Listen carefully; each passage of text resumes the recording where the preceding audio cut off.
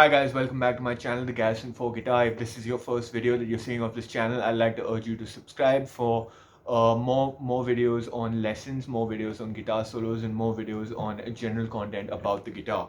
So this video is gonna be about a song called Beggin, originally by Madcon. A lot of TikTok remixes and Instagram reels have been created on it, and I thought I should actually talk about the chords that are involved in it. So for the large part, it is a 4 chord song, which is why I want to cover it, and I want this to be a lesson for beginners and intermediate players to understand exactly what's happening. So there are 2 parts to it.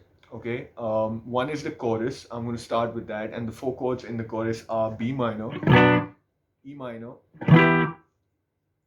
You got this chord, all right, which is a shape combining um, a little triad of G major, you could say, plus an E note and a C sharp note.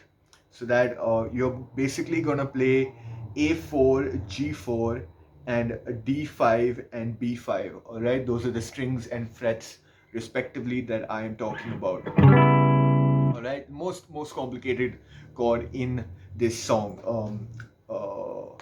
For this lesson. The next chord is common to both the chorus and the verse. It is an F sharp major 7th. So I want you to make an F sharp bar chord, and I want you to remove your pinky finger right there. It becomes a major 7th chord.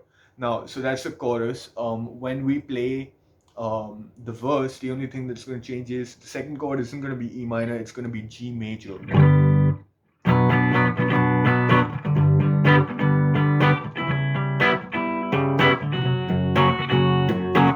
And that's the only chord that changes.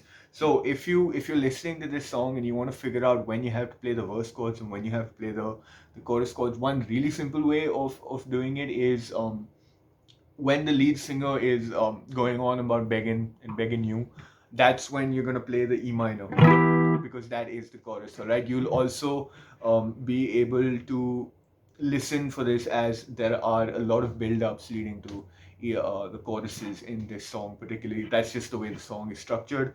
And in the verse, if you feel like the vibe of the song is no longer as upbeat, and you also notice that the second chord doesn't go from a low pitch to a high pitch, but actually goes even lower than the first chord, then you know you're in the verse. So listen to the song, figure out exactly when these things are happening, get familiar with it. And the next thing I want to talk to you about is the right hand rhythm. I'm going to put up the official strumming pattern on my left. You'll see it as DDD, up, down, whatever it is. But one of the first things that I want to tell you about that's going to make this whole process a lot easier for you is, once again, I'm not going to, you know, play out each stroke for you. I want you to figure that out for yourself. But if you listen to the song, every time a new chord starts or a new bar starts, it's always with. So those first 3 downstrokes are very pronounced.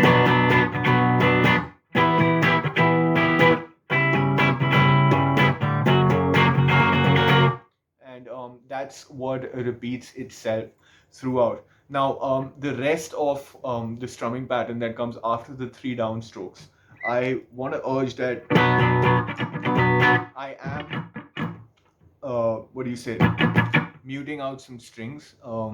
I want you to play this whole pattern without muting out anything, and then you're gonna understand when it's.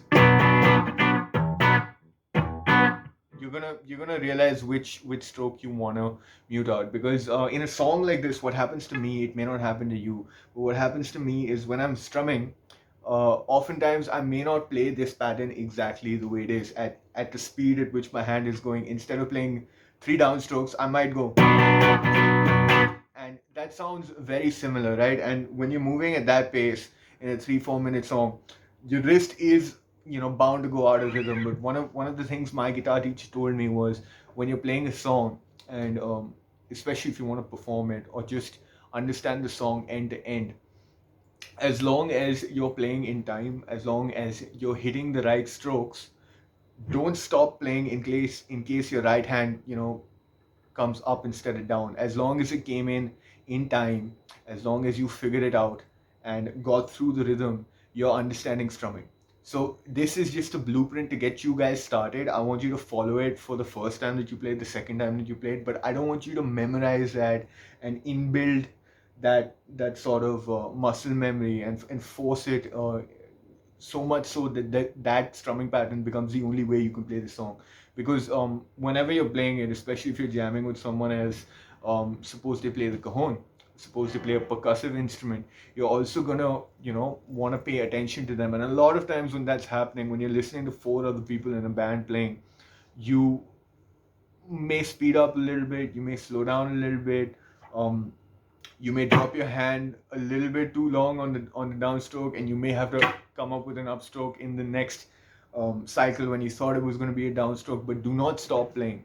And this is why I'm a huge advocate for not rote learning any song, but more so understanding the overarching structure. But I understand it can be difficult to do this, especially in the early stages, and you do want to guide, which is why I've put up the entire pattern on my left.